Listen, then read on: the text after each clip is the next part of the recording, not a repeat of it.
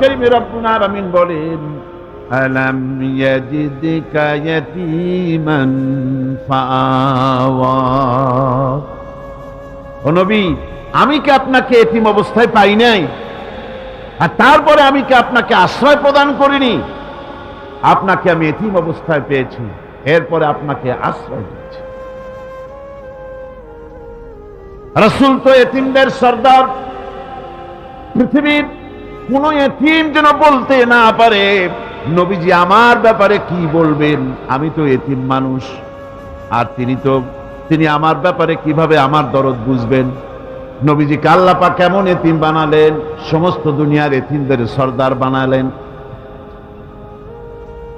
মায়ের পেটে যখন তিনি ছিলেন, 6 মাসের সময় মায়ের পেটে থাকাকালীন বাপের এতিম হয়ে গেলেন।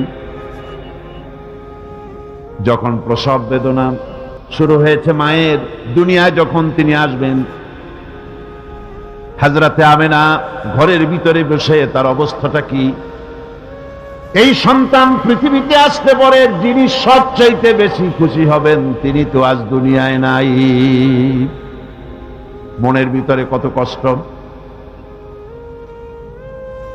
আল্লাহ রাব্বুল আলামিন তার হাবিবকে দুনিয়া আনলেন।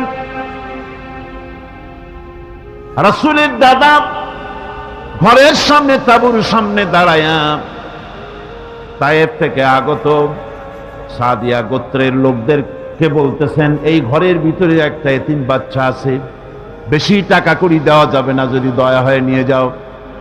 গরিব মানুষ, এতিম মানুষ দেখে শুনে কেউ আর নিতে চায় না।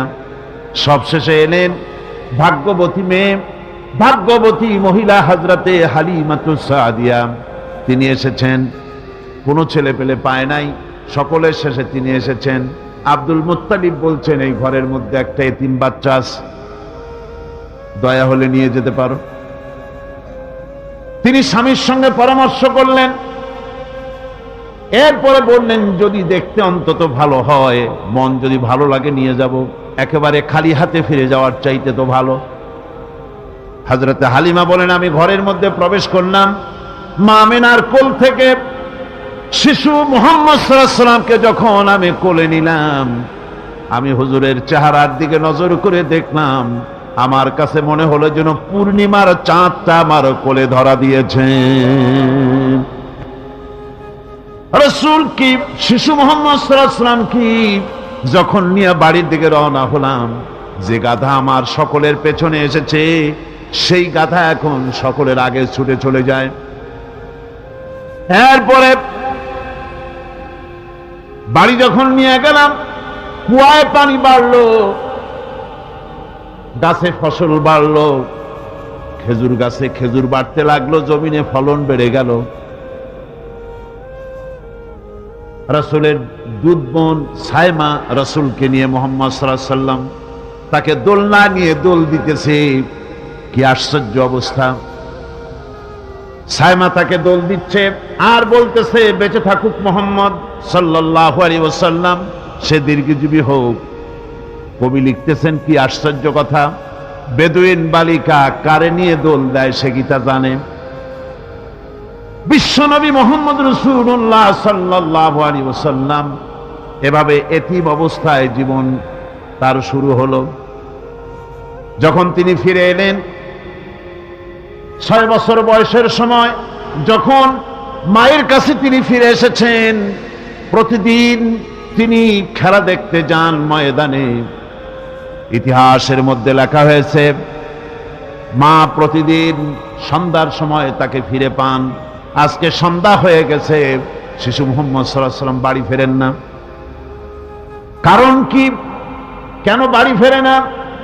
সন্ধ্যার দিকে তিনি চলে গিয়েছেন পাহাড়িয়া ময়দানে, যে দেখেন ধুধু করতেছে চতুর্দিকে, সন্ধ্যা হয়ে গেছে, অন্ধকার হয়ে গেছে, কোনো ছেলে পেলে নাই, কেউ নাই। পাহাড়ের পাদদেশে বসে শিশু মুহাম্মদ সাল্লাল্লাহু আলাইহি ওয়াসাল্লাম কাঁদতেছেন। মা প্রশ্ন করলেন, বাবারে, সন্ধ্যা উত্তীর্ণ হয়ে গেল, কেন একা একা বসে বসে কাঁদো?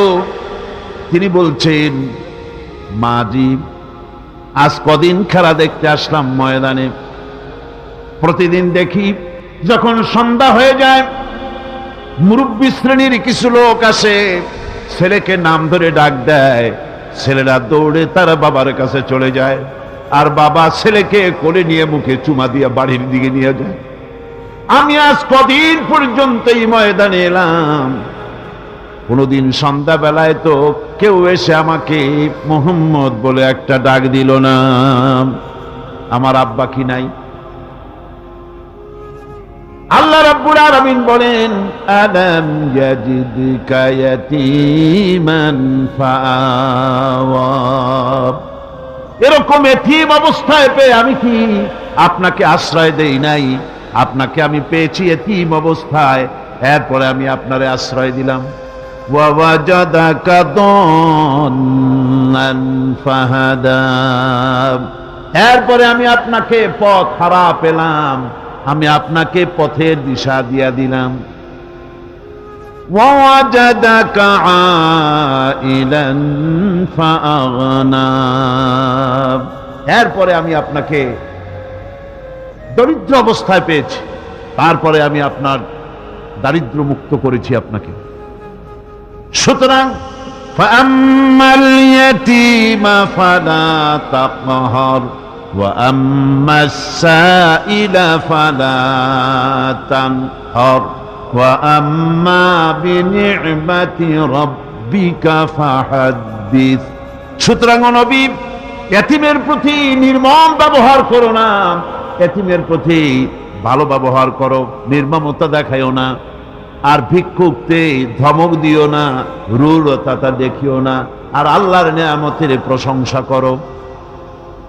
বহুত মানুষ আছে এতিমরে গলায় ধাক্কা দেয়।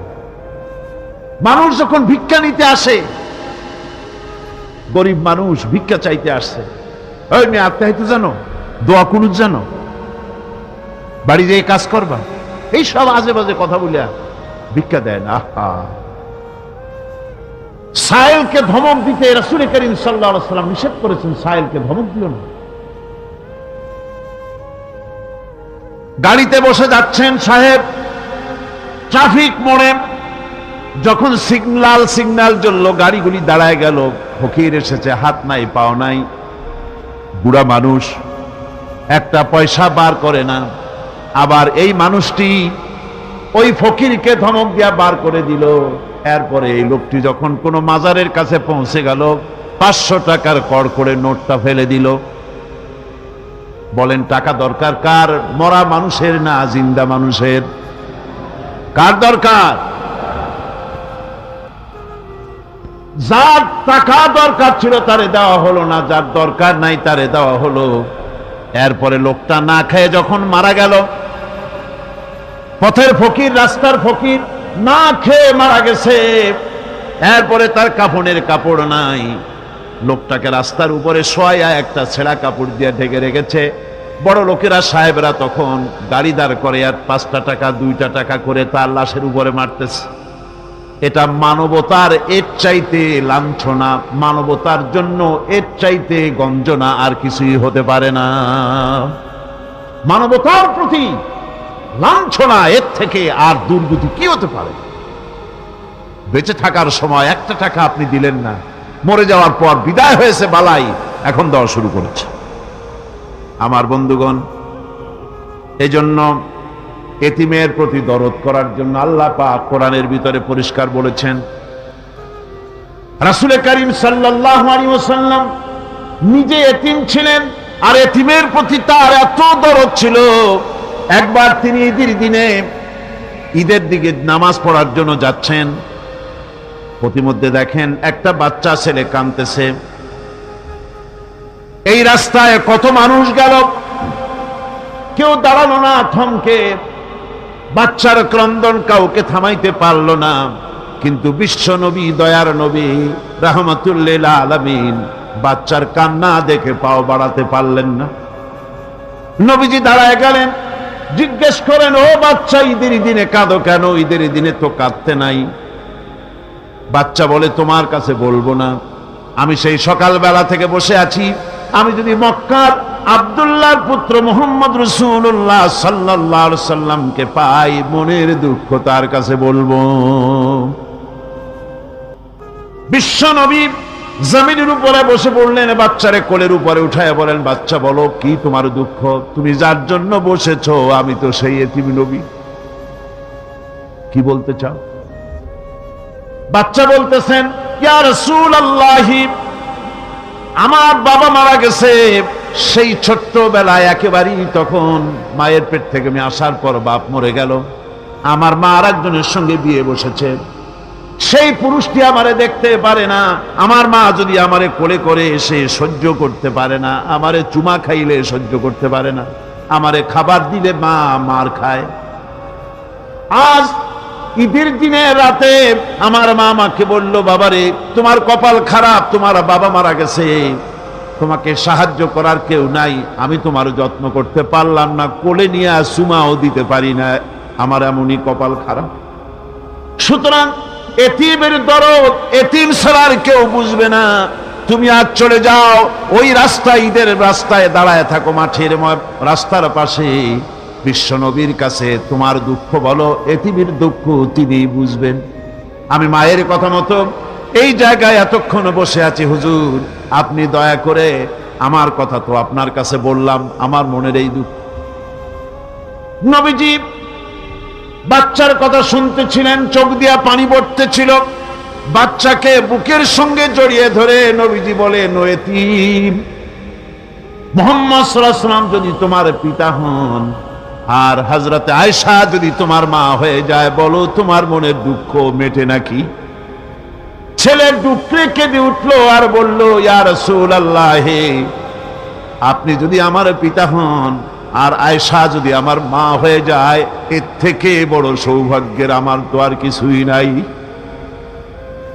নবীজি এতিমকে বাড়ি নিয়ে গিয়ে হযরতে আয়েশার হাতে তুলে দিয়ে বললেন, আয়েশা রে, পবিত্র ঈদের দিনে আল্লাহ রব্বুল আলামিন তোমার জন্য একটা উপহার পাঠিয়েছেন, এটা যত্ন করো। এতিমের প্রতি দরদ রাখার জন্য আল্লাহ রব্বুল আলামিন বলেছেন, এতিম, মিসকিন, বিধবা, অসহায় লোক, তাদের প্রতি যাতে করে মুসলিম সমাজ লক্ষ্য রাখে, সেজন্য আল্লাহ পাক নির্দেশ করেছেন। বুখারী এবং মুসলিম শরীফের হাদিসে এসেছে, আস-সাই আলাল আরমারাত ওয়াল মিসকিন কাস-সাই ফি সাবিলিল্লাহ, বিধবাদের জন্য, মিসকিনের জন্য কেউ যদি কোনো উদ্যোগ গ্রহণ করে, কেউ কোনো সাহায্য দেয়, জিহাদের ময়দানে জিহাদ করে আল্লাহর রাস্তায় যে সওয়াব পাওয়া যায়, যে মর্যাদা পাওয়া যায় আল্লাহর কাছে, এটি মিসকিন বিধবাকে সাহায্য করলে সেই সওয়াব আল্লাহ রাব্বুল আলামিন আমলনামায় দিয়ে দেন। আমাদের প্রিয় নবী এতিম মিসকিনদের খুবই ভালোবাসতেন, ভালোবাসতেন তার নিজের চাকর হযরত যায়েদ ও আনাস রাদিয়াল্লাহু তাআলা আনহুকে। সে সম্পর্কে এখন আলোচনা করা হচ্ছে। তার চরিত্রই প্রমাণ করে, নবীদেরকে বায়নাত দেওয়া হয়েছে, এমন চরিত্র আচার আচরণ দেওয়া হয়েছে যাতে করে লোকেরা অভিভূত হয়ে যায়, আকৃষ্ট হয়ে যায়। হযরতে যায়েদ, তিনি তো কৃতদাস ছিলেন, হারায় গেলেন বাপ মা থেকে, আর এরপরে কুদরত তারে মুহাম্মদ সাল্লাল্লাহু আলাইহি ওয়াসাল্লামের ঘরে উঠায় দিল। তিনি তখন আল্লাহর নবী, তখন নবুয়তের দায়িত্ব পান নাই। যায়েদের পিতার কাছে খবর হয়ে গেল, যায়েদ আছে রাসূলের বাড়িতে, মুহাম্মদ সাল্লাল্লাহু আলাইহি ওয়াসাল্লামের বাড়ি মক্কায়। তারা এসে হুজুরের সঙ্গে দেখা করে বললেন, মুহাম্মদ সাল্লাল্লাহু আলাইহি ওয়াসাল্লাম, জানতে পেরেছি আপনার কাছেই আমাদের ছেলে যায়েদ আছে, মেহেরবানি করে তাকে আমাদেরকে ফিরায় দেন। হুজুর বলেন, যায়েদ যদি তোমাদেরকে চিনতে পারে আর যদি যেতে চায়, আমার পক্ষ থেকে কোনো আপত্তি নাই, অবশ্যই যাবে। তবে যায়েদ যদি যেতে না চায়, আমি এমন লোক নই যে কেউ আমার কাছে থাকতে চাইলে আমি জোর করে তাকে ঠেলেও দিতে পারি না, আমি তেমন লোক নই। পিতা বললেন, আপনি অবশ্যই যুক্তিপূর্ণ কথা বলেছেন। হযরতে যায়েদ কানা হলো। হুজুর বললেন, তুমি কি চেনো এদের? কি? যায়েদ বললেন, চিনি, ইনি আমার বাবা, উনি আমার চাচা। যায়েদের পিতা বলেন, বাবারে বাড়ি চলো, তোমার মা কেঁদে কেঁদে হয়রান, চলো বাড়ি যাই, বাড়ির যা কিছু আছে সব তোমাকে ফিরিয়ে দেওয়া হবে। হযরতে যায়েদ বলতেছেন, পিতা বাড়িতে যা আছে তাই শুদ্ধ, তামাম দুনিয়াটা যদি আমারে দেওয়া হয়, এই লোকটির কাছে থেকে যে ব্যবহার পেয়েছি আমি এই লোকের কদম ছেড়ে যেতে পারি না। তার চরিত্রই প্রমাণ করে তিনি নবী, কি ব্যবহারটা পেয়েছেন। হযরত আনাস রাদিয়াল্লাহু তাআলা আনহু ছোট মানুষ, 8 বছর বয়সের সময় হুজুরের খাদেম হয়ে হুজুরের বাড়িতে আসছেন। আচ্ছা, 8 বছর বয়সের কিশোর ভুল তো করতেই পারে। গরম পানি চাইলে ঠান্ডা পানি এনে দেবে, স্যান্ডেল চাইলে জুতো আনবেন, বিছানা বিছাইতে বললে উঠাই পড়ে, এটা স্বাভাবিক। কিশোর মানুষ, ছোট মানুষ। এবার শুনুন, বাইয়ানাত কারে বলে? নবীদের বাইয়ানাত আল্লাহ যে দিয়েছেন সেটা কি জিনিস? সেটা হলো উন্নত মানের চরিত্র, তার ব্যবহার, ওঠা বসা যা দেখলে মানুষ বুঝতে পারে তিনি আল্লাহর নবী। হযরতে আনাসের মুখে শুনুন, হযরতে আনাস রাদিয়াল্লাহু তাআলা আনহু বলেন, একাধিক ক্রমে টানা 10টি বছর রাসূলের খেদমতের ভিতরে নিয়োজিত ছিলাম। 10টি বছরের ভিতরে একটা দিনের জন্য নবীজি আমাকে ধমক দিয়ে কথা বলেন নাই। তো ধমক দিলেন না আমারে, এটা করছো কেন, এটা করো নাই কেন? সুবহানাল্লাহ বিহামদিহি। গোটা পৃথিবীর সমস্ত মুমিন মুসলমানদের, পুরুষ আর নারীদের জীবন, কলিজা, রক্ত রাসূলের কদম মুবারক উৎসর্গ হয়ে যায়। মহান রব্বুল আলামিনের কাছে তার হাবিব রাসূলুল্লাহ সাল্লাল্লাহু আলাইহি ওয়াসাল্লামের ছিল বিশেষ মর্যাদা।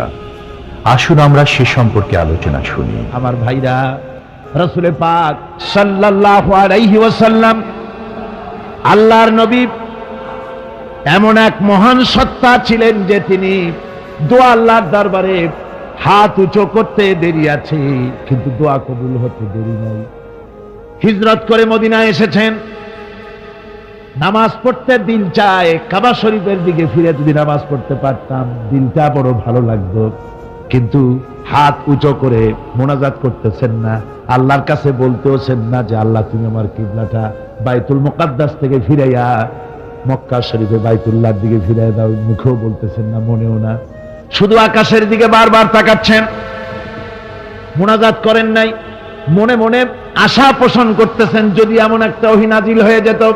আল্লাহ রাব্বুল আলামিন সঙ্গে সঙ্গে রাসূল জোহরের নামাজ পড়তেছিলেন, 2 রাকাত পড়া হয়ে গেছে, এমন সময় ওহী নাজিল হয়ে গেল, قد نرى تقلب وجهك في السماء। ও নবী, আমি দেখতে পেয়েছি বারবার আপনি আকাশের দিকে তাকাচ্ছেন। সুবহানাল্লাহ, আমি দেখতে পেয়েছি। فلنولينك قبلة ترضاها فول وجهك شطر المسجد الحرام। আর দেরি নাই, আপনার মনের আশা পুরা হয়ে গেছে, এক্ষুনি আপনার কিবলা পরিবর্তন করুন। হুজুর 2 রাকাত পড়েছিলেন বাইতুল মাকদাসের দিকে ফিরে, বাকি 2 রাকাত তিনি মক্কা শরীফের কাবা শরীফের দিকে ফিরলেন। আজও পর্যন্ত সেই মসজিদ আছে, সাক্ষ্য দিচ্ছে নবীর কথা কিভাবে মঞ্জুর হয়। মসজিদে কিবলাতাইন মদিনা মুনাওয়ারায় সে মসজিদ আজও আছে। ভাইরা আমার, রাসূল পাক সাল্লাল্লাহু আলাইহি ওয়াসাল্লাম এত বড় মর্যাদা সম্পন্ন ব্যক্তিত্ব, মহান ব্যক্তিত্বের উম্মতের মধ্যে আল্লাহ আমাদের শামিল করেছেন। শুকরিয়া স্বরূপ আমরা পড়ি আলহামদুলিল্লাহ। জোরে সরে পড়েন আলহামদুলিল্লাহ। আমার ভাইরা, মর্যাদা এত বেশি আল্লাহ রাসূলকে আল্লাহ রাব্বুল আলামিন দান করেছেন। এই পৃথিবীতে কোন মানুষের সঙ্গে যদি আপনি বেয়াদবি করেন, তিনি আপনার বাপ হোক, তিনি আপনার মা হন, অথবা আপনার উস্তাদ হন, অথবা আপনার পীর হন, যে কেউ হোক না কেন, কারো সঙ্গে যদি কোনো বেয়াদবি হয়ে যায় তো শুধু একটা বেয়াদবি ছাড়া আর কিছুই না। কিন্তু নবীজির সঙ্গে যদি কেউ বেয়াদবি করে, সেটা শুধু বেয়াদবি থাকে না, কুফরি হয়ে যায়। কি হয়ে যায়? কুফরি হয়ে যায়। রাসূলুল্লাহকে কেউ তাওহীন করলে, অসম্মান করলে, সমালোচনা করলে কাফের হয়ে যায়। যারা বলেন কি হয়ে যায়? কত বড় মর্যাদা! রাসূল পাক সাল্লাল্লাহু আলাইহি ওয়াসাল্লাম, তার সামনে সাহাবায়ে কেরাম বসা, হুজুর কথা বলছেন, সাহাবায়ে কেরাম তারাও কথা বলছেন। কথা বলতে বলতে এক পর্যায়ে সাহাবীদের গলার আওয়াজ বড় হয়ে গেছে। হুজুরের গলার আওয়াজ শোনা যায় না, সাহাবীদের গলার আওয়াজটা বড় হয়ে গেল। আল্লাহ রাব্বুল আলামিন এতটুকুর বরদাস্ত করলেন, আমার নবীর গলার আওয়াজের চাইতে তোমাদের আওয়াজ বড় হলো কেন? সঙ্গে সঙ্গে ওহী নাজিল হয়ে গেল। আল্লাহ রাব্বুল আলামিন বলেন, ইয়া আইয়ুহাল্লাযীনা আমানু লা তারফাউ আসওয়াতাকুম ফাওকা সাওতিন নবী। ও বিশ্বাসীরা, খবরদার, তোমরা যারা ঈমান এনেছো শোনো, তোমাদের গলার আওয়াজ যেন আমার নবীর গলার আওয়াজের চাইতে বড় না হয়ে যায়। যদি তা হয়, আন তাহবাতা আমালুকুম, জীবনের সমস্ত ভালো কাজগুলি আমি আল্লাহ বরবাদ করে দেব। আজ পর্যন্ত এই আয়াতে কারিমা রাসূল পাক সাল্লাল্লাহু আলাইহি ওয়াসাল্লামের রওজায়ে আতহারের সামনে সবুজ সাইনবোর্ডের উপরে সোনার অক্ষর দিয়ে এই আয়াতে কারিমা লেখা রয়েছে, সুবহানাল্লাহ। সর্বকালের, সর্বযুগের সর্বশ্রেষ্ঠ মহামানব, সর্বশ্রেষ্ঠ বিশ্বনবী, আল্লাহর পরে যার মর্যাদা, তিনি হচ্ছেন মুহাম্মদ রাসূলুল্লাহ সাল্লাল্লাহু আলাইহি ওয়াসাল্লাম। রাসূলুল্লাহ সাল্লাল্লাহু আলাইহি ওয়াসাল্লামের প্রতি মহান আল্লাহর ভালোবাসার অন্যতম নিদর্শন হচ্ছে মেরাজ। এর মাধ্যমে আল্লাহ রাব্বুল আলামিন তার বন্ধুকে নিজের সান্নিধ্যে নিয়েছিলেন। এখন আমরা শুনব সেই মেরাজের কাহিনী। দুলির ধরা থেকে রাসূলকে আরশে আজিমে নিয়ে যাওয়া হবে। বোরাক এলো। বোরাক হচ্ছে বারকুন থেকে উৎপত্তি। এর অর্থ হচ্ছে বিজলি, বৈদ্যুতিক গতি সম্পন্ন, ঘোড়ার চাইতে ছোট, খচ্চরের চাইতে বড়, এই জাতীয় একটা প্রাণীর মতো হযরতে জিবরাইল নিয়ে আসলেন। আমাদের দেশে কারো কারো বাড়িতে আয়নায় বান্দানো থাকে এই ছবিটা। ঘোড়া আছে, দুইটা ডানা আছে, মাথাটা মেয়ে লোকের মতো, চুলগুলো ঝুলে পড়ছে, নিচে লেখা আছে হাজা বুরাকুন নবী সাল্লাল্লাহু আলাইহি ওয়াসাল্লাম।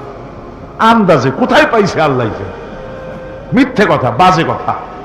আল্লাহ এরকম একটা মেয়ে লোক মার্কা ঘোড়া পাঠাইছিল হুজুরকে নেওয়ার জন্য, এটা কথা হইল? রাসূলকে মক্কা থেকে, উম্মে বাবে উম্মে হানি থেকে হুজুরকে বের করে নিয়ে যাওয়া হলো বাইতুল মাকদাসে। সমস্ত পয়গম্বর, দুনিয়া আল্লাহ যাদের পাঠিয়েছিলেন, সমস্ত রূহ উপস্থিত ছিল সেখানে। রাসূল করিম সাল্লাল্লাহু আলাইহি ওয়াসাল্লাম এখান থেকে মেরাজ করলেন। এতটুকু ছিল ইসরা। কোরআনে কারীম বলছে, আজকের কারি সাহেব যেখান থেকে তেলাওয়াত করেছিলেন, সুবহানাল্লাযী আসরা বিআবদিহি লাইলাম মিনাল মাসজিদিল হারামি ইলাল মাসজিদিল আকসা। সুবহানাল্লাযী, সমস্ত দুর্বলতা, অক্ষমতা থেকে মুক্ত সেই সত্তা যিনি তার বান্দাকে ইসরা করিয়েছেন, মেরাজ করিয়েছেন। সুবহানাল্লাহ। সমস্ত দুর্বলতা, অক্ষমতা থেকে মুক্ত তিনি পার করে নিয়ে গিয়েছেন। আর পরে মুহূর্তের ভিতরে মহাশূন্য পাড়ি দিয়ে, সেই মহাশূন্য মানে কি? এইখান থেকে সূর্য কত দূরে জানেন না? 9,30,00,000 মাইল দূরে এখান থেকে সূর্য। সেই সূর্য, তারপরে রয়েছে গ্যালাক্সি, মিল্কি ওয়ে, গ্রহ নক্ষত্র, সে যে কত দূরে। যে সমস্ত তারকা, এমন বহুত তারকা আছে যে তারকা সৃষ্টির পর তার আলো পৃথিবীর মাটি আজ পর্যন্ত স্পর্শ করে নাই, অথচ আলোর গতি প্রতি সেকেন্ডে কত মাইল? 1,86,000 মাইল। এই 1,86,000 মাইলের সেকেন্ড এর মিনিট, এর ঘন্টা, এর দিন, এর সপ্তাহ, এর মাস, এর বছর, এটাকে বলা হয় লাইট ইয়ার, আলোকবর্ষ। সেই তারকা তৈরি হওয়ার পর কত সহস্র সহস্র লাইট ইয়ার চলে গেল, আজও পর্যন্ত সেই তারকার আলো পৃথিবীর মাটি স্পর্শ করতে পারে নাই। তাহলে সেই তারা কোথায়? আল্লাহ রাব্বুল আলামিন তার হাবিবকে চাঁদ, সূর্য, গ্রহ, নক্ষত্র, মহাশূন্য পাড়ি দিয়ে, তারপরে সাত আকাশ পাড়ি দিয়ে সিদরাতুল মুনতাহা পর্যন্ত নিয়ে গেলেন। জোরে কোন সুবহানাল্লাহ। এবার সিদরাতুল মুনতাহা পর্যন্ত যাওয়ার পথে যত ঘটনা ঘটল সেগুলো আপনারা ইতিহাস থেকে পড়ে নেবেন, ওগুলি বলার সময় আমার কাছে নাই। সিদরাতুল মুনতাহায় যাওয়ার পর হযরত জিবরাইল বলেন, আর আমি যেতে পারবো না, এটা হলো বিপজ্জনক বর্ডার, আমি যদি আর এক চুল অগ্রসর হই তাহলে আমি জ্বলে পুড়ে ছাই হয়ে যাব, আমার আর যাওয়ার অধিকার নাই। হুজুর সেখানে বসে থাকলেন। জিবরাইল বলে গেলেন, এখান থেকে আপনাকে নেওয়ার কুদরতি ব্যবস্থা হয়ে যাবে। রাসূল দুনিয়ায় ফিরে এসে হযরতে বেলালকে ডেকে বলেছিলেন, বেলাল গো, এমন কি আমল তুমি করো আমারে শোনাও। হযরতে বেলাল বলেন, হুজুর আমার আমল তো সব আপনি জানেন। কয় না, কি করো শোনাও। বেলাল বলেন, হুজুর খাস আমলের মধ্যে এতটুকু আছে যে আমি কখনো বিনা উজুতে থাকি না, যখন উজু চলে যায় উজু করি আর উজুর ইহতিমামের জন্য 2 রাকাত নফল নামাজ পড়ি। হুজুর বলেন, বেলাল তুমি এই আমল ছাড়বা না, কারণ সিদরাতুল মুনতাহায় হযরত জিবরাইল আমারে যখন ছেড়ে চলে গেলেন আমার একা একা বড় ভয় লাগতে লাগলো। তখন আমার মনে হচ্ছিল তুমি যেন আমার চতুর্দিকে হাঁটতেছো। আমার ভাইয়েরা, রফরাত নামক বিছানা চলে এলো। কুদরতি এই বিছানায় চড়ে নবীজি আল্লাহ রাব্বুল আলামিনের দরবারে আরশে আজিমে পৌঁছে গেলেন। জোরে বলেন সুবহানাল্লাহ, জোরে বলেন সুবহানাল্লাহ। যেখানে পৃথিবীর কোন মানুষের যাওয়া সম্ভব নয়, গোটা পৃথিবীর মানুষের মর্যাদা আল্লাহ পাক বাড়ায় দিলেন, আরশে আজিমে হুজুরকে নিয়ে গেলেন। তারপরে তিনি কথাবার্তা হুজুরের সাথে কি বললেন সেই কথাগুলি নিয়ে আমাদের দেশে কথা হলো এই যে হুজুরকে নিয়ে আল্লাহ 5 ওয়াক্ত নামাজ দিছিলেন তো 50 ওয়াক্ত। মুসা আলাইহিস সালামের সাথে দেখা না হইলে তো কাম সারছিল, আমাদের আর উপায় ছিল। আরে ভাই, শুধু নামাজ দেওয়াই যদি উদ্দেশ্য হবে তাহলে রোজার মতো তো আল্লাহ দুনিয়ায় বসে দিতে পারতেন কিনা, হজের মতো জাকাতের মতো পারতেন কিনা। শুধু নামাজের জন্য নয়, আল্লাহ পাকের কায়নাত দেখাবার জন্য আল্লাহ পাক তাকে নিয়েছিলেন। বেহেশত দেখাইছেন, দোজখ দেখাইছেন, ভালো কাজ করলে কিরকম শান্তি হবে, খারাপ কাজ করলে কিরকম শাস্তি হবে চোখে দেখায় দিয়েছেন। মুহাম্মদ রাসূলুল্লাহ সাল্লাল্লাহু আলাইহি ওয়াসাল্লামকে মেরাজ থেকে ফিরে এলেন, ঘরে এসে দেখেন উজুর পানি, উজু করে যে গেছিলেন উজুর পানি তখনও গড়াচ্ছে। যে দরজা দিয়ে বেরিয়েছিলেন দরজাটা ধাক্কায় তখনও কাঁপতেছে। যে বিছানায় শোয়া ছিলেন সে বিছানায় মানুষ শুয়ে থাকলে যেমন উষ্ণ থাকে সেরকমের উষ্ণ ভাব তখনও আছে। কেমনে হলো? কেমনে হলো? মাথায় ঢুকবে না। সুবহানাল্লাহ কোন ঢুকবে? জোরে কোন সুবহানাল্লাহ।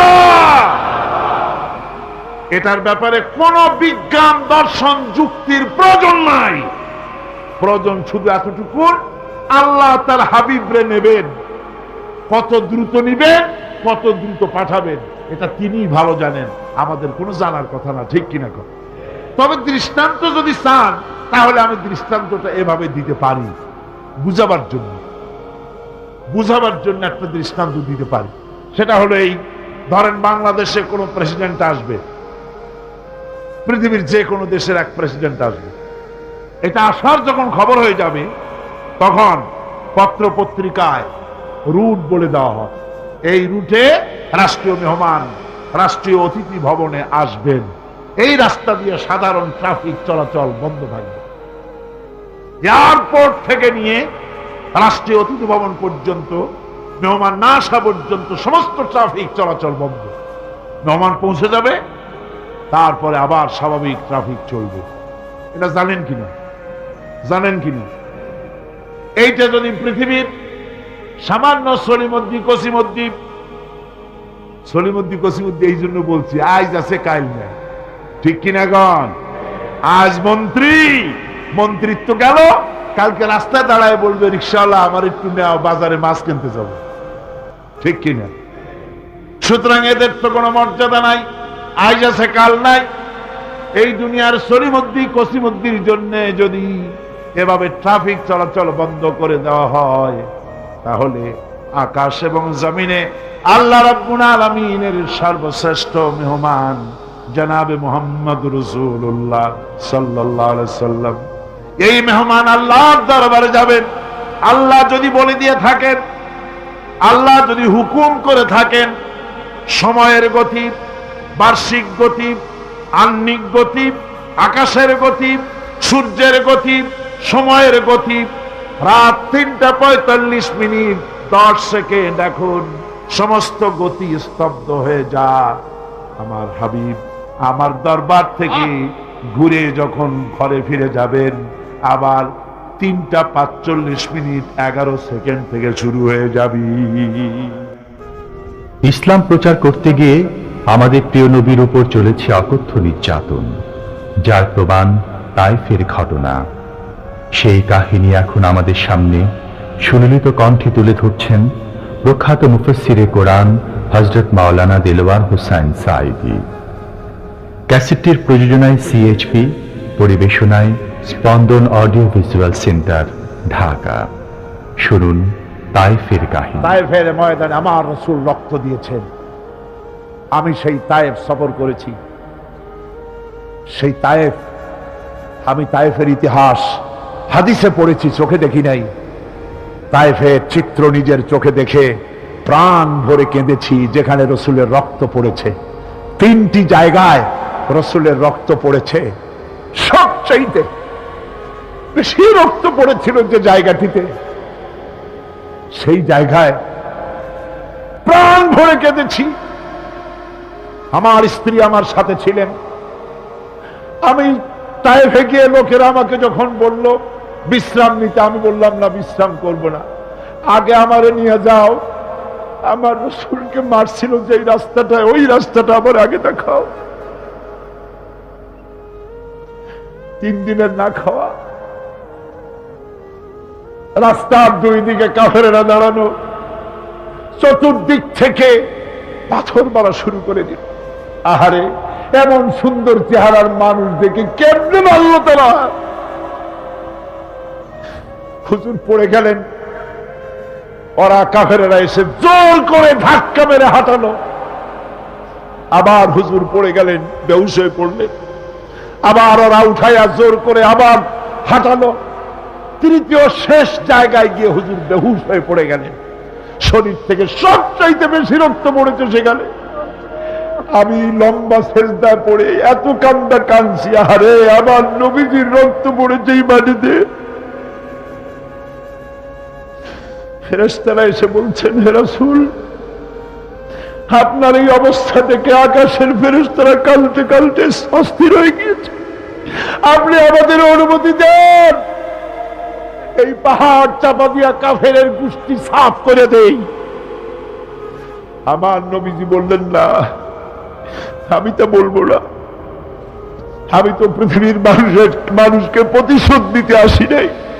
আমি যদি হুকুম করি আর আমার হুকুম মতো সবগুলি যদি পাথর চাপা দিয়ে মারিয়ে ফেলে দাও, তাহলে আমি কালে পৌঁছাবো লা ইলাহা ইল্লাল্লাহু মুহাম্মাদুর রাসূলুল্লাহ। সঙ্গে যায়েদ, রক্তাক্ত শরীর। আরে, যেই শরীরের দিকে মানুষ একবার তাকাইলে চোখ ফিরাইতে পারত না।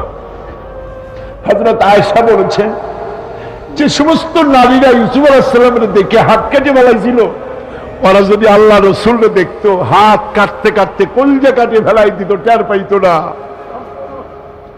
এমন মানুষের গায়ে কেমনি মাথুর মারল।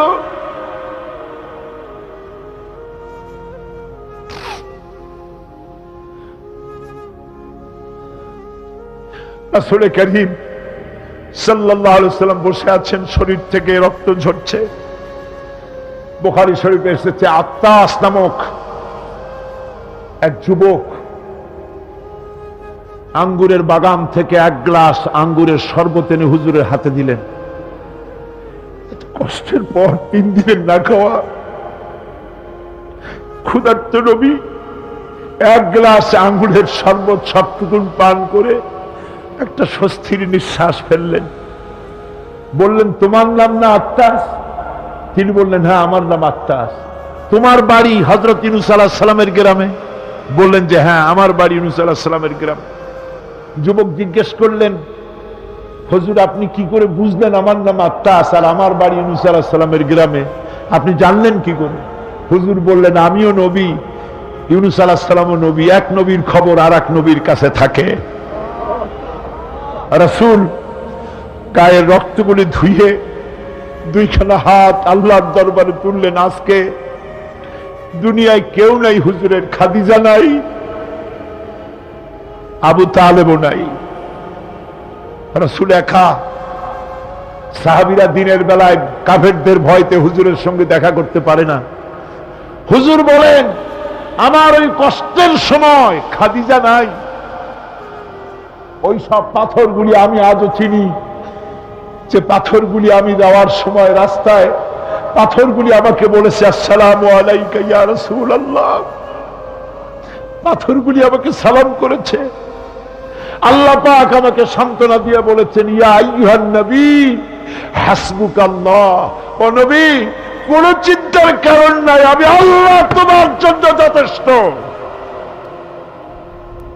আবু জেহেল, আবু লাহাব, উতবা এবং শাইবা সব সময় রাসূল করিম সাল্লাল্লাহু আলাইহি ওয়াসাল্লামের বিরুদ্ধচারণে ব্যস্ত থাকত। তারা মহাগ্রন্থ আল কোরআনের উৎস জানার চেষ্টা করল। এই সম্পর্কে মুহতারাম মাওলানা আলোচনা করছেন। আবু জেহেল, আবু লাহাব, উতবা, শাইবা এরা সবাই রাসূলের ঘরের 4 কোণায় দাঁড়িয়ে কোরআনে কারীম তারা আবিষ্কার করতে গেছে যে মুহাম্মদ সাল্লাল্লাহু আলাইহি ওয়াসাল্লাম কোরআনের নামে যে কথাগুলি বলেন, এই কথাগুলি তিনি কোত্থেকে আবিষ্কার করেন, কোথা থেকে পান? তিনি কি কোনো কবির কাছ থেকে ট্রেনিং নেন? কোথা থেকে এগুলি পান তিনি? তাই জানার জন্য ওরা গিয়ে, আবু জেহেল যে গিয়েছে আবু সুফিয়ান তা জানে না, উতবা যে গিয়েছে শাইবা তা জানে না, একে অপরের অজান্তে ঘরের 4 কোণায় দাঁড়িয়ে আছে। গভীর রাত্রে সরকারে দো আলম আশরাফুল আম্বিয়া নবী মুহাম্মদ রাসূলুল্লাহ সাল্লাল্লাহু আলাইহি ওয়াসাল্লাম তেলাওয়াত করা শুরু করেছেন। এখন বুঝুন, একে তো আল্লাহর কালাম আর তেলাওয়াত করছেন তিনি, যার উপরে এটা অবতীর্ণ হয়েছে। একটু আগে যে কারি সাহেব তেলাওয়াত করতেছিলেন, কি বলেন, কেমন লাগলো? সুবহানাল্লাহ, সুবহানাল্লাহ, মনে হচ্ছিল সারা রাত তেলাওয়াত হোক আর শুনতে থাকি। এখন বুঝুন যে রাসূল নিজে তেলাওয়াত করতেছেন। আবু জেহেল, আবু সুফিয়ান, উতবা, শাইবা আল্লাহর নবীর ঘরের 4 কোণায় দাঁড়িয়ে নবীজির তেলাওয়াত করা কোরআনে কারীম শুনতেছে। ওদের মনে মনে চিন্তা জাগলো, আর একটু শুনে তারপরে বাড়ি যাব, আর একটু শুনে নেই তারপরে বাড়ি যাব। এভাবে করে চিন্তা করতে করতে নবীজির মুখে আল্লাহ রাব্বুল আলামিনের কালাম শুনে শুনে 4টা কাফেরের জন্য ফজরে রক্ত হয়ে গেছে। বাড়ি যাওয়া তো দূরের কথা, দাঁড়ানো থেকেও তো বসার সময় পায় নাই। কোরআনে কারীমের আকর্ষণ, এ মোহাব্বত মানুষকে এভাবে টেনে আনে। দেখুন, শুধুমাত্র লিফলেট ছড়ানো হয়েছে আর পত্রিকায় একটু এসেছে তাফসীরুল কোরআন মাহফিল হবে। 3 দিনের মাহফিলের প্রথম দিনই মাঠের কাম সারা হয়ে গেছে। এরপরে কাল এবং পরশু কি হাসর হবে আল্লাহ রাব্বুল আলামিন ভালো জানেন। আমার ভাইরা, এ আকর্ষণ আমি বলে থাকি আল্লাহর কসম, এ আকর্ষণ সাইদির নয়, এ আকর্ষণ আল্লাহ রাব্বুল আলামিনের কোরআন মাজিদ। এর থেকে যারাই এই কোরআন থেকে মানুষকে বিচ্ছিন্ন করতে চাইবে, ওরাই জনগণ থেকে চিরতরে বিচ্ছিন্ন হয়ে যাবে। বন্ধুগণ, আবু জেহেল, আবু সুফিয়ান, উতবা, শাইবা 4 জন রওনা করেছে সকালবেলায়। আবু জাহেল জিজ্ঞেস করছে, আবু সুফিয়ান রে কখন আসছো? কয় অত রাত্রে। ওতবা সাইবা তারাও বললো মুখ রাত্রে। কেউ কোনো কথা বলে না। আবু সুফিয়ান বলছে, ভাই আবু জাহেল, যদি তুমি রাগ না করো একটা কথা কই। হ্যাঁ বলতে পারো। দেখুন, এই যে সারা রাত ধরে মুহাম্মদ সাল্লাল্লাহু আলাইহি ওয়াসাল্লামের মুখে আল্লাহর কালাম শুনলাম, আমার মনের বিশ্বাস, লাত মানাতের কসম করে বলতে পারি, এই কথা মানুষের বানানো হতে পারে না। এটা কোন ঐশ্বরিক বাণী হবে, এটা মানুষের। আবু জাহেল বলছে, দেখো ওই কথা তো আমারও, কিন্তু মুশকিল হলো এই, আমরা হলাম লিডার, আমরাই যদি এতে আকৃষ্ট হয়ে পড়ি, তাহলে তো আবু বকর ওমরের মতো আমরাও পাগলামি করে বসবো, আমরা ওই দলে চলে যাব, আমরাও মুসলমান হয়ে যাব। সুতরাং আমি বুঝতে পেরেছি তোমাদের কোরআন শোনার পাগলামিতে ধরেছে, তোমরা আমার হাতে হাত দাও, তওবা পড়ো, এই জায়গায় কোরআন শুনতে আর কোনো দিন আসবে না। কি করবে? ইচ্ছের বাইরে নেতাকে খুশি রাখতে হয়, তাই বাধ্য হয়ে সবাই তওবা করল। তওবা করে বাড়ি চলে গেছে। সন্ধ্যা যখন পার হয়ে গেল, আবু সুফিয়ান ভাবলো, আবু জাহেল নিজেই যখন তওবা পড়িয়েছে, সে তো আর আসবে না, আর ওতবা সাইবা আবু জাহেলের ভয়তে যাবে না। আমি আজকে একা একা মুহাম্মদ সাল্লাল্লাহু আলাইহি ওয়াসাল্লামের ঘরের কোনায় গিয়ে প্রাণ ভরে কালামুল্লাহ শুনব। ওতবাও তাই ভেবেছে, সাইবাও তাই ভেবেছে। এদিকে আবু জাহেল মনে মনে ভাবলো, ওরা তিনজনে আমার হাতে তওবা পড়েছে, আমার নেতৃত্বের প্রভাব, আমার ভয়তে ওরা কেউ আসবে না। আজকে একা আমি মজা করে সারা রাত শুনবো মুহাম্মদ সাল্লাল্লাহু আলাইহি ওয়াসাল্লামের মুখে আল্লাহর কালাম। গত রাত্রের মতো আজও সব হাজির হয়ে গেছে ঘরের কোনায়, আসবেই, এটাই তো স্বাভাবিক, আসাটাই স্বাভাবিক। গত বছর কোরআনে কারীমের তাফসীরের মাহফিলে বাধা দিল, একটা পত্রিকায় দেখলাম হরতালও সফল, তাফসীরও সফল। তো আমি দেখলাম যে হেডিংটা তো খুব ভালোই, খবরটা পড়লাম, দেখলাম একটা প্রতিবেদন লিখেছেন তিনি লিখলেন যে কোরআন বিরোধীরা তারা হরতালের ডাক দিল। এখন আজকাল পাগলে ডাক দিলেও হরতাল হয়ে যায়, কেডার তার দামি গাড়িটা রাস্তায় বের করে ভাঙবে। হরতালের ডাক দিয়েছে তো হরতাল হলো, কল কারখানা বন্ধ হয়ে গেল, দোকানপাট বন্ধ হলো। এখন কল কারখানার শ্রমিক আর দোকানপাটের শ্রমিক আর মালিক, সারা দিনে কোনো কাম নাই, সব তাফসীরের মাহফিলে হাজির। কথা বুঝলেন? শেষ পর্যন্ত এও দেখা গেল, আমার কাছে রিপোর্ট এসেছে, যারা বাধা দিয়েছিল তারা কয় যে কিছু টাকা তো পাই, কাজে কিছু না করলে টাকাটা হালাল হয় কেমন। শেষ পর্যন্ত ওরাও চাদর মুড়ি দিয়া তাফসীরের মাহফিলের কোনায় ওরাও দাঁড়ায় গেছে। সুবহানাল্লাহি বিহামদিহি। এটা কোরআনের আকর্ষণ, এর থেকে মানুষকে ছুটানো যায় না, মুসলমানকে এর থেকে বিচ্ছিন্ন করা যায় না।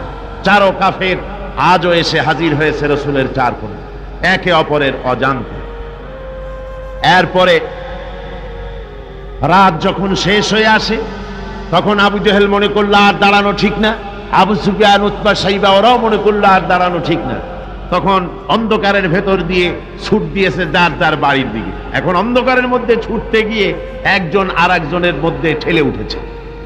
আবু জাহেল ঠেলার চোটে ঘাবড়ে গিয়েছে, বলল কে? কয় আমি আবু সুফিয়ান। তুমি কেডা? কয় যে আমি আবু জাহেল। আবু জাহেল বলছে, আবু সুফিয়ান, কালকে তুমি আমার হাতে তওবা পড়লে, আজকে আসলে কেন? কয় যে দেখো, মাতবাড়ি সব জায়গায় চলে না, তুমি আসলা কেন সেটা কও আগে। চারজন চলতেছে। আবু জাহেল বলল যে শোনো, কোরআনে কারীম শোনা থেকে মানুষকে আমরা বন্ধ করতে পারবো না, আইন পাশ করতে হবে, আইন করে কোরআন শোনার পথকে রুদ্ধ করে দিতে হবে। এরপরে তারা আইন পাশ করলো। কি আইনটা পাশ করলো? আল্লাহ রাব্বুল আলামিন কোরআনে কারীমে ওদের সেই আইনটা, ওরা যেটা পাশ করলো, ওইটা কোরআনে কারীমে আল্লাহ কোট করে রাখলেন।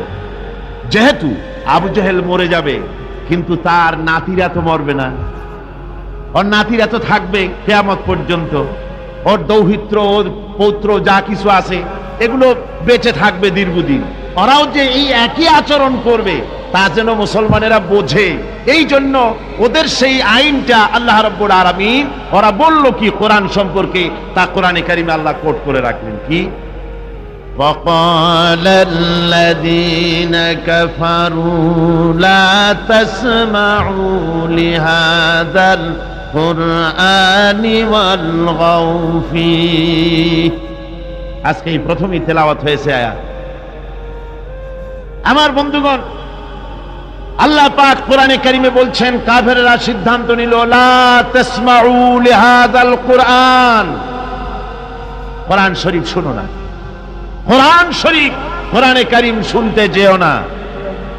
ওয়ালগাউ ফি, কোরআন তো শুনবেই না, বরং কোরআনের আলোচনা, কোরআন যেখানে আলোচনা হয়, তেলাওয়াত হয়, সেখানে বাধার সৃষ্টি করো, বাধা দাও, ডিস্টার্ব করো, সর্বরকমের বাধার দিয়ে কোরআনে কারীম শোনার পথকে বন্ধ করে দাও।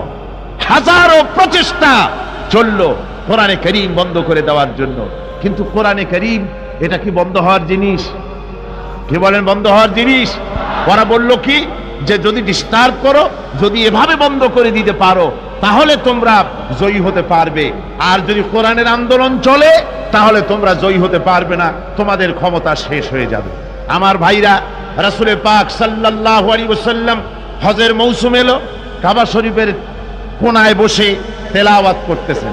আবু জেহেল করেছে কি, ঘরে বাইরের থেকে যত হাজিরা এসেছে হজ করতে, ওদের তাঁবুতে গিয়ে গিয়ে বলছে, শোনো, আমাদের দেশে একটা পাগল, নাম তার মুহাম্মদ, নাউযুবিল্লাহি মিন যালিক, বলছে নাম তার মুহাম্মদ সাল্লাল্লাহু আলাইহি ওয়াসাল্লাম, তাকে জেনে ধরেছে, খবরদার তার কথা শুনতে যাও না, সে একটা পাগল মানুষ, তার কাছেও যাও না, কি বলে তাও শোনো না। এখন অবস্থাটা এই হয়েছে, বাইরের থেকে যারা এসেছে তারা তো মুহাম্মদ সাল্লাল্লাহু আলাইহি ওয়াসাল্লামের নাম জানে না। আবু জেহেল নিজে গিয়া ঘরে ঘরে হুজুরের নামটা পরিচয় করায় দিয়ে আসে।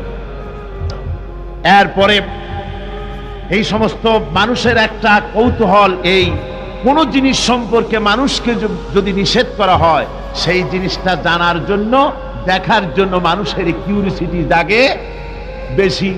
এখন যখন নিষেধ করা হলো, লোকেরা ভাবলো নেতা বলেছে, শুনবো না কি বলে, কিন্তু পাগলটা কেমন একটু দেখে আসি না। চলে গেছে কাবা শরীফের পাশে, যায়া রাসূলুল্লাহ সাল্লাল্লাহু আলাইহি ওয়াসাল্লামের চেহারা মোবারকের দিকে, তার চেহারা আনোয়ারের দিকে যখন এরা তাকিয়েছে, রাসূল পাক সাল্লাল্লাহু আলাইহি ওয়াসাল্লামের চেহারা মোবারকের দিকে তাকিয়ে ওরা বলছে, এই লোকটা কি পাগল হতে পারে? এত সুন্দর চেহারার মানুষ, সে কি কোনোদিন পাগল হতে পারে? নিশ্চয়ই পারে। রাসূল পাক সাল্লাল্লাহু আলাইহি ওয়াসাল্লামের চেহারা মোবারক, সুবহানাল্লাহ, মানুষের যদি নজর পড়ে যেত আল্লাহ রসুলের প্রতি, সেই চেহারা থেকে মানুষ চোখ ফিরাতে পারত না। হাদিস শরীফে এসেছে, রসুল যখন ঘেমে যেতেন, ঘামের বিন্দুগুলি যখন গলার উপরে, কপালে, গালের উপরে যখন জমতো, দূরের থেকে এটাকে মুক্তোর দানার মতো বলে মনে হতো। এত সুন্দর চেহারা আল্লাহ রাব্বুল আলামিন তাকে দিয়েছিলেন। ওরা বলল, এই লোক কি কোনোদিন পাগল হতে পারে? আমরা তো পাগল দেখেছি, চুলগুলো থাকে উস্কো খুস্কু, দাড়ি একটা থাকে এদিক আর একটা থাকে ওদিক, দাঁতে থাকে ময়লা, চোখগুলো থাকে উদাস উদাস ভাব, হাতে থাকে নখ, জামা কাপড় ময়লা বিশ্রী, এই তো পাগলের পরিচিতি। আর এত সুন্দর সুবিন্যস্ত, শ্মশ্রু মণ্ডিত সুন্দর চেহারা, মাথার চুলগুলো এত সুন্দর ভুরু, টানা টানা আঁখি, এত সুন্দর মানুষ আমরা জীবনে কোনোদিন দেখি নাই। এ তো কখনো পাগল হতে পারে না। দেখি না বলে কি, কানের থেকে আঙ্গুল খুলে ফেলেছে। আর অমনি রাসূল পাক সাল্লাল্লাহু আলাইহি ওয়াসাল্লামের তেলাওয়াত করা কালামে পাক ওদের কানের মধ্য দিয়া ঢুকে কলিজায় স্পর্শ করেছে। আমার বন্ধুগণ, শুনতে শুনতে বহিরাগত লোকগুলির চোখ দিয়ে পানি পড়া শুরু করে দিয়েছে, এবং নিজেদের অজান্তে নিজেদের মুখ থেকে, ওদের মুখ থেকে বেরিয়ে গেল, আশহাদু আল্লা ইলাহা ইল্লাল্লাহু ওয়াহদাহু লা শারীকা লাহু ওয়া আশহাদু আন্না মুহাম্মাদান আবদুহু ওয়া রাসূলুহু। কাফেরদের সাথে রাসূলুল্লাহ সাল্লাল্লাহু আলাইহি ওয়াসাল্লাম হুদায়বিয়া সন্ধি করেন। এর কিছু কিছু শর্ত সাহাবীদের পক্ষে মানা খুবই কষ্টকর ছিল, কিন্তু কৌশলগত কারণেই তারা এই চুক্তি মেনে নিয়েছিলেন। এবারের প্রসঙ্গ হুদায়বিয়ার সন্ধি। হুদায়বিয়ার দিনে হুদাইবিয়ার সন্ধির দিনে সন্ধিপত্র লেখা হলো, হুজুরের নাম লেখা হলো মিন মুহাম্মাদুর রাসূলুল্লাহ। তার পক্ষ থেকে কুরাইশদের মধ্যে চুক্তিপত্র লেখা হচ্ছে। কুরাইশরা বলল, মুহাম্মদ সাল্লাল্লাহু আলাইহি ওয়াসাল্লামের নামের সামনে যদি রাসূলুল্লাহ লেখো তাহলে তো চুক্তির কোনো দরকার নাই, আমরা তো তাকে রাসূল মানি না, নাউযুবিল্লাহ। মুহাম্মদ বিন আব্দুল্লাহ যদি লেখো তাহলেই আমরা এই চুক্তি মানব। রাসূল করিম সাল্লাল্লাহু আলাইহি ওয়াসাল্লাম হযরত আলীকে ডাকলেন, আলী গো, চুক্তিপত্রে যেখানে আমার নাম মুহাম্মদুর রাসূলুল্লাহ লেখা আছে, আমার নামের সামনে থেকে রাসূলুল্লাহ নামটা বাদ দিয়ে দাও, মুহাম্মদ বিন আব্দুল্লাহ লেখো। হযরত আলী বলছেন, ইয়া রাসূলুল্লাহ, সারা জীবন আপনার গোলামি করেছি, যা বলেছেন তাই শুনেছি, জীবনটাও আপনার জন্য দেওয়ার জন্য প্রস্তুত আছি, ভবিষ্যতেও যত কথা বলবেন সব মাথা পেতে মেনে নেব, কিন্তু আজকের এই হুকুম আমার পক্ষে মানা সম্ভব হবে না।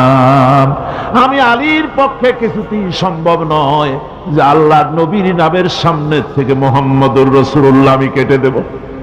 রাসূলুল্লাহ শব্দ আমি কাটতে পারবো না, এটা আমার পক্ষে সম্ভব নয়। নবীজি বললেন, আলী, কোন জায়গায় রাসূলুল্লাহ লেখা আমারে দেখো, আমি কেটে দিই। আমার বন্ধুগণ, নাম লিখতে জানেন না, সই করতে পারেন না, পড়তে জানেন না, তিনি বলতেছেন, ইন্নামা বুইসতু মুআল্লিমান, আমি পৃথিবীতে প্রেরিত হয়েছি শুধুমাত্র শিক্ষক হিসেবে দুনিয়ায় এসেছি। সুবহানাল্লাহ। দুনিয়ার কোন শিক্ষা প্রতিষ্ঠানে আল্লাহ রাব্বুল আলামিন তার হাবিবকে পড়ান নাই, যেহেতু তিনি তো বিশ্ব নবী। আমার নবী কি নবী? জোরে কন না, কি নবী? আপনার আমার নবী বিশ্ব নবী। বিশ্ব নবী সাধারণ মানুষের কাছে কি পড়বে? যে পড়াবে তার মগজ তো ছোট, তার জ্ঞান তো সীমিত। সীমিত জ্ঞান দিয়া বিশ্ব নেতারে কি শিখাবে, বিশ্ব নবীরে কি শিখাবে? এই জন্য আল্লাহ রাব্বুল আলামিন বিশ্ব নবীর শিক্ষক আল্লাহ পাক নিজে হয়ে গেলেন। কোরআনে কারীম বলছে, যখনই নবীদের জ্ঞানের কথা এসেছে তখনই আল্লাহ পাক বলেছেন আমি জ্ঞান দিয়েছি। লক্ষ্য করুন, হযরত ইব্রাহিম আলাইহিস সালাম তার পিতাকে ডেকে বলছেন, ইয়া আবাতি ইন্নী ক্বাদ জাআনি মিনাল ইলমি মা লাম ইয়াতিকা ফাত্তাবি'নি আহদিকা সিরাতান সাবিয়্যা। হে পিতা, বিশ্বাস করো, আমার কাছে এমন এক জ্ঞান এসেছে যা তোমার কাছে নাই, যা তোমার কাছে আসেনি। তুমি আমার অনুসরণ করো, আমি তোমার সোজা পথ দেখাই দেবো। সুবহানাল্লাহ। তুমি আমাকে অনুসরণ করো, যেহেতু আমার কাছে যে জ্ঞান আসছে ওই জ্ঞান তোমার কাছে নাই। ইব্রাহিম আলাইহিস সালামের কাছে কার জ্ঞান আসছে? আল্লাহ রাব্বুল আলামিনের জ্ঞান। লূত আলাইহিস সালাম কি নবুয়ত প্রদান করে আল্লাহ রাব্বুল আলামিন বলছেন, ওয়ালুতান আতাইনাহু হুকমান ওয়া ইলমা। আমি লূতকে আমার পক্ষ থেকে জ্ঞান দান করেছি, হিকমত দিয়েছি, বিজ্ঞান শিক্ষা দিয়েছি, আমি তাকে ইলম দান করেছি। সুবহানাল্লাহ। আমি তাকে ইলম দিয়েছি। মুসা আলাইহিস সালাম সম্পর্কে আল্লাহ পাক বলেন, ওয়ালাম্মা বালাগা আশুদ্দাহু ওয়াস্তাওয়া আতাইনাহু হুকমান ওয়া ইলমা। মুসা আলাইহিস সালাম যখন বয়স সন্ধিক্ষণে পৌঁছে গেলেন, যখন তিনি পূর্ণ বয়স প্রাপ্ত হলেন এবং তিনি যখন নিজেকে সম্পূর্ণ লালন পালন করার কাজ যখন তার সম্পূর্ণ হয়ে গেল, আমি তখন আমার পক্ষ থেকে তাকে ইলম দান করেছি, জ্ঞান দান করেছি, হিকমত দিয়েছি, জ্ঞান দিয়েছি। রাসূল করিম সাল্লাল্লাহু আলাইহি ওয়াসাল্লাম সম্পর্কে আল্লাহ পাক বলছেন, ওয়ালা ইন ইত্তাবা'তা আহওয়াআহুম বা'দাল্লাযী জাআকা মিনাল ইলম মা লাকা মিনাল্লাহি মিন ওয়ালিয়্যিন ওয়ালা নাসীর। তুমি যদি জ্ঞান লাভের পরও তাদের প্রবৃত্তির অনুসরণ করো, তাহলে আল্লাহর কাছ থেকে তোমাকে রক্ষাকারী কেউ থাকবে না, কোন সাহায্যকারী তুমি পাবে না। আমি যে জ্ঞান তোমাকে দিয়েছি এটারই অনুসরণ করো, এর মধ্যেই মুক্তি, বিশ্ববাসীর মুক্তি এই জ্ঞানের অনুসরণের ভেতরে। প্রত্যেক জাতির জন্য আল্লাহ রাব্বুল আলামিন নিজের পক্ষ থেকে রাসূল পাঠিয়েছেন। আল্লাহ পাক বলেছেন ওয়ালিকুল্লি উম্মাতির রাসূল, প্রত্যেক জাতির জন্য আমি রাসূল প্রেরণ করেছি। এমন কোন জাতি নাই যার কাছে নবী রাসূল পাঠানো হয় নাই। ওয়া ইম মিন উম্মাতিন ইল্লা খালা ফিহা নাযীর, সমস্ত নবীদের কাছে, সমস্ত উম্মতের কাছে, জাতির কাছে আমার পক্ষ থেকে আমি নবী পাঠাইছি। কোন সুবহানাল্লাহ। কেউ যেন বলতে পারে না যে আমরা আল্লাহর পক্ষ থেকে কোনো দাওয়াত পাই নাই, আল্লাহর পক্ষ থেকে সত্যকে চেনার কোনো রাস্তা পাই নাই। এই জন্য প্রত্যেক নবীদের, প্রত্যেক উম্মতের জন্য, জাতির জন্য আল্লাহ সুবহানাহু ওয়া তাআলা তিনি নবী পাঠিয়েছেন নিজের পক্ষ থেকে, হেদায়েত পাঠিয়েছেন নিজের পক্ষ থেকে। এই নবীদেরকে পাঠাবার উদ্দেশ্য কি ছিল? কোরআনে কারিমে আল্লাহ পাক বলেন, আমাদের নবীকে আল্লাহ পাক ডেকে বলছেন আলিফ লাম রা কিতাবুন আনজালনাহু ইলাইকা লিতুখরিজান নাস মিনাজ যুলুমাতি ইলান নূর। আলিফ লাম রা কিতাবুন আনজালনাহু ইলাইকা লিতুখরিজান নাস মিনাজ যুলুমাতি ইলান নূর। এই কিতাব আমি আপনার উপর অবতীর্ণ করেছি। এ হচ্ছে একখানা কিতাব, এই কিতাবখানা আমি আপনার প্রতি অবতীর্ণ করেছি। এই জন্য করেছি কিতাব অবতীর্ণ, যাতে করে মানব মণ্ডলীকে পঞ্জীভূত অন্ধকারের ভিতর থেকে বের করে আলোর দিকে নিয়ে আসতে পারেন। এ বিশ্ব হচ্ছে অন্ধকারে ভরা। পৃথিবীতে মানব রচিত যত মতবাদ আছে সব হচ্ছে অন্ধকার। সবগুলি কি? অন্ধকার। এই অন্ধকারের ভিতর থেকে আলোর দিকে নিয়ে আসবেন। আলো হচ্ছে কি? ইসলাম। আলো হচ্ছে কোরআন। কোরআনের দিকে নিয়ে আসবে, ইসলামের দিকে নিয়ে আসবে। সেই জন্য আমি আপনার প্রতি এই কোরআন অবতীর্ণ করেছি। আমার ভাইয়েরা, সকল আসমানি কিতাবের উপরে আমাদের ঈমান আনা লাগবে। শুধুমাত্র কোরআন শরীফের উপরে নয়, সকল কিতাবের উপরে ঈমান আনতে হবে। কোরআনকে যেমন মানি, মুহাম্মদ সাল্লাল্লাহু আলাইহি ওয়াসাল্লামকে যেমন মানি, সব নবীদের উপরে ওই রকম ঈমান আনতে হবে। কোরআন যেমন মানি ওই রকম করে সমস্ত কিতাবের উপরে ঈমান আনতে হবে। এটার শর্তই দেওয়া হয়েছে, মুমিন হচ্ছে তারা ওয়াল্লাযীনা ইউমিনুনা বিমা উনজিলা ইলাইকা ওয়া মা উনজিলা মিন ক্বাবলিক। মুমিন হচ্ছে সেই সব লোক, মুত্তাকি হচ্ছে তারা যারা তোমার উপরে নাজিলকৃত কিতাবের উপর ঈমান এনেছে এবং এর আগে যত কিতাব আসছে সমস্ত কিতাবের উপর ঈমান এনেছে। তারাই হচ্ছে মুত্তাকি, তারাই হচ্ছে মুমিন। আল্লাহ পাক বলেন নাযালা আলাইকাল কিতাবা বিল হাক্কি মুসাদ্দিকান লিমা বাইনা ইয়াদাইহি। আল্লাহ তোমার প্রতি সত্য সহকারে যে কিতাব নাজিল করেছেন আর এর পূর্বে আগত সকল কিতাবের উপরে এর সত্যতা প্রমাণ করেন। এ কোরআন হচ্ছে আগের যত কিতাব নাজিল হয়েছে সমস্ত কিতাবের সত্যতা প্রমাণকারী কিতাব।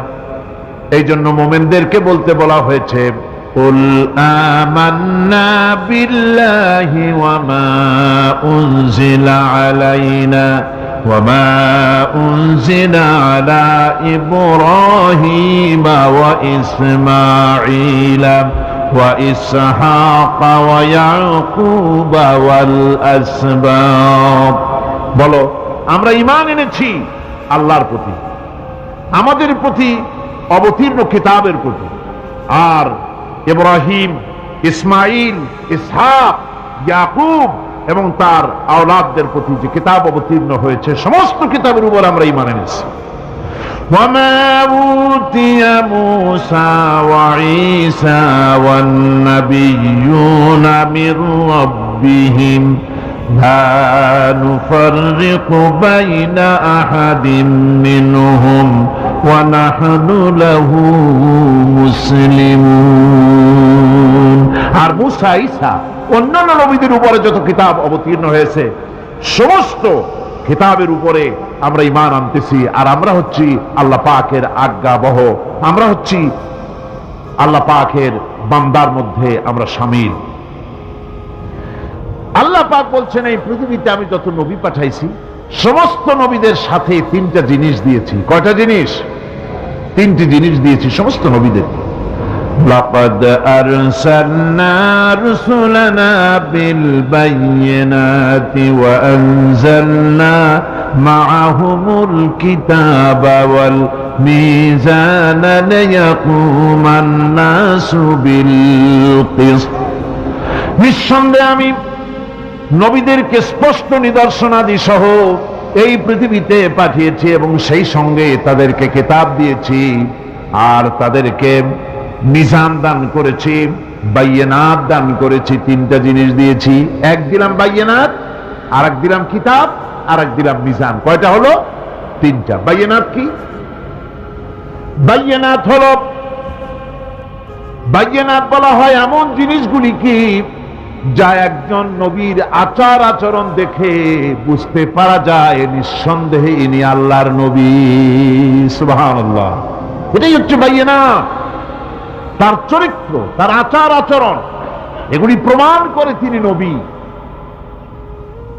আমার বন্ধুগণ, হযরতে খাদিজা রাদিয়াল্লাহু তাআলা আনহা যখন ইসলামের দাওয়াত পেয়েছিলেন, আল্লাহর নবীর পক্ষ থেকে যখন দাওয়াত পেলেন, নবুয়তের তাওহীদের যখন দাওয়াত পেয়েছিলেন, একজন স্ত্রী হিসেবে তার স্বামীর প্রতি এত শ্রদ্ধা, স্বামীর প্রতি এত ভক্তি শ্রদ্ধা, অনাবিল ভক্তি শ্রদ্ধা, যার কারণে হযরতে খাদিজা একটা মুহূর্তের জন্য, এক সেকেন্ডের জন্য দেরি করেন নাই, কোনো প্রশ্ন তোলেন নাই যে আপনি নবী হইলেন কেমনে, অথবা আপনার মধ্যে তো এই এই জিনিস দেখছি, আপনি নবী হইলেন কেমনে, এমন কোনো কথা বলেন নাই। যখনই নবুয়তের তাওহীদের দাওয়াত পেলেন, মা খাদিজাতুল কুবরা সঙ্গে সঙ্গে তিনি পড়ে নিলেন লা ইলাহা ইল্লাল্লাহু মুহাম্মাদুর রাসূলুল্লাহ। জোরে জোরে পড়েন না।